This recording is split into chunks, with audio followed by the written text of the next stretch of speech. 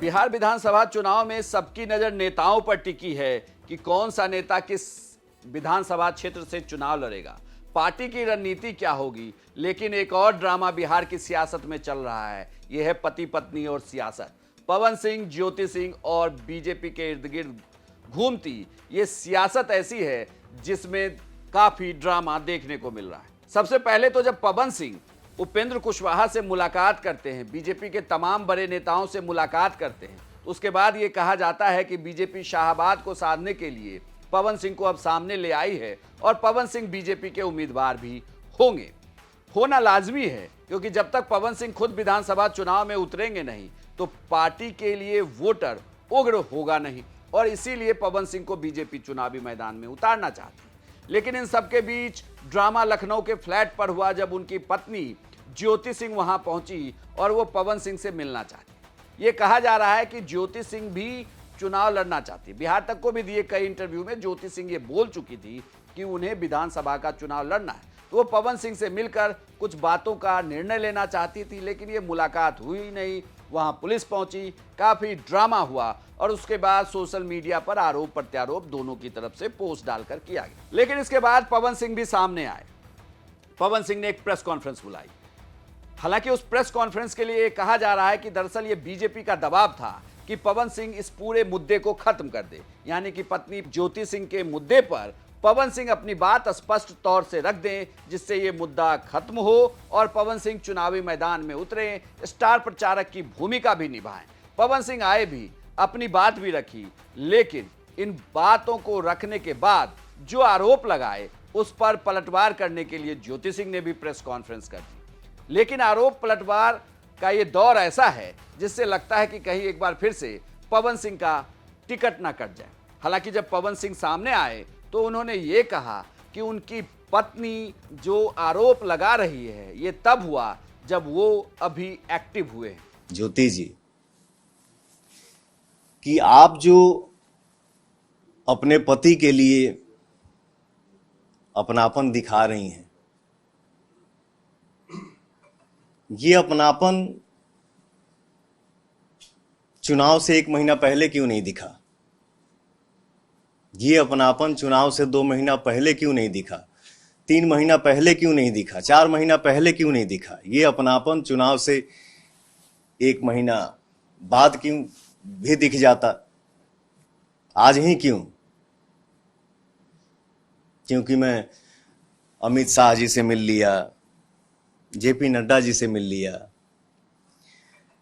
धर्मेंद्र प्रधान जी से मिल लिया, विनोद तावड़े जी से मिल लिया, उपेंद्र कुशवाहा जी से मिल लिया। वाह रे अपनापन।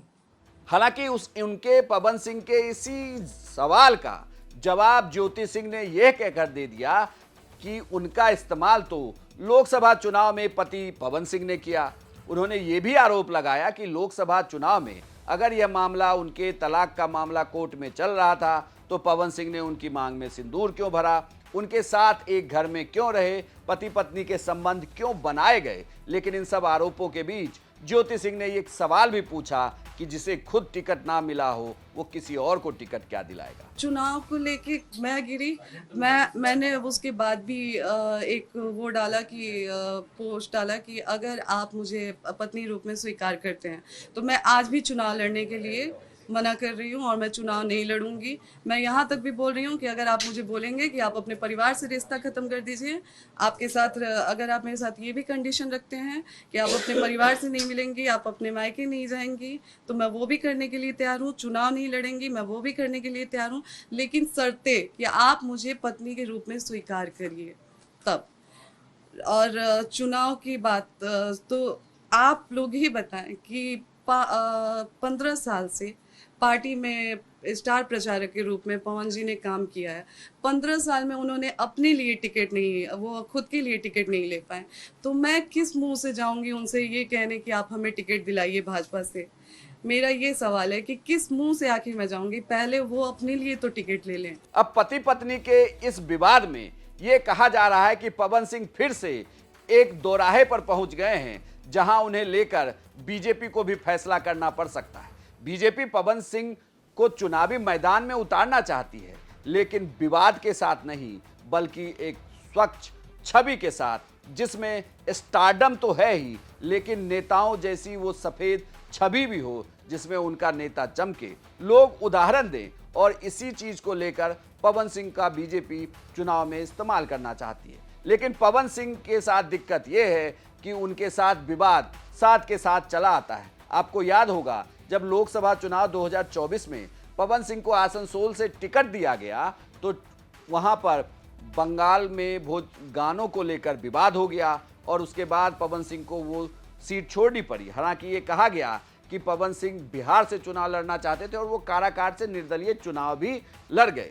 लेकिन अब जब विधानसभा चुनाव में फिर से चुनाव लड़ने की बात चल रही है तो पत्नी ज्योति सिंह का विवाद उनका पीछा छोड़ने का नाम नहीं ले रही और ये सवाल फिर से तैरने लगा है कि क्या पवन सिंह का टिकट बीजेपी काट देगी। आपकी क्या राय है, हमें कमेंट बॉक्स में लिखकर जरूर बताएं और बिहार की तमाम खबरों के लिए आप देखते रहिए सिर्फ बिहार तक। ज्योति जी, कि आप जो अपने पति के लिए अपनापन दिखा रही हैं, ये अपनापन चुनाव से 1 महीना पहले क्यों नहीं दिखा? ये अपनापन चुनाव से 2 महीना पहले क्यों नहीं दिखा? 3 महीना पहले क्यों नहीं दिखा? 4 महीना पहले क्यों नहीं दिखा? ये अपनापन चुनाव से 1 महीना बाद क्यों भी दिख जाता? आज ही क्यों? क्योंकि मैं अमित शाह जी से मिल लिया, जेपी नड्डा जी से मिल लिया, धर्मेंद्र प्रधान जी से मिल लिया, विनोद तावड़े जी से मिल लिया, उपेंद्र कुशवाहा जी से मिल लिया। वाह रे अपनापन। और एक बात, ज्योति जी के पिताजी राम बाबू सिंह जी लखनऊ आते हैं, हमारी उनकी मुलाकात होती है तो उनके पिताजी बोलते हैं कि पवन जी, आप हमारी बेटी को विधायिका बना दीजिए, इसके बाद आपको उसको रखना होगा रखिएगा, छोड़ना होगा छोड़ दीजिएगा। मैंने बोला पिताजी, ये हमारे बस की बात नहीं है। और ज्योति जी, विधायिका बनने के लिए आप इतना हद तक गिर सकती हैं, ये मुझे उम्मीद नहीं था। खैर, आपको जो करना है सो करिए, आपको जितना बोलना है बोलिए, आपको जितना गिरना है गिरिए, लेकिन मैं मर्यादा से बाहर नहीं जा सकता, क्योंकि ये मेरे माँ बाप का दिया हुआ संस्कार है। आज आप सभी के आशीर्वाद से दुनिया पवन सिंह को सुपरस्टार बोलती है, पावर स्टार बोलती है।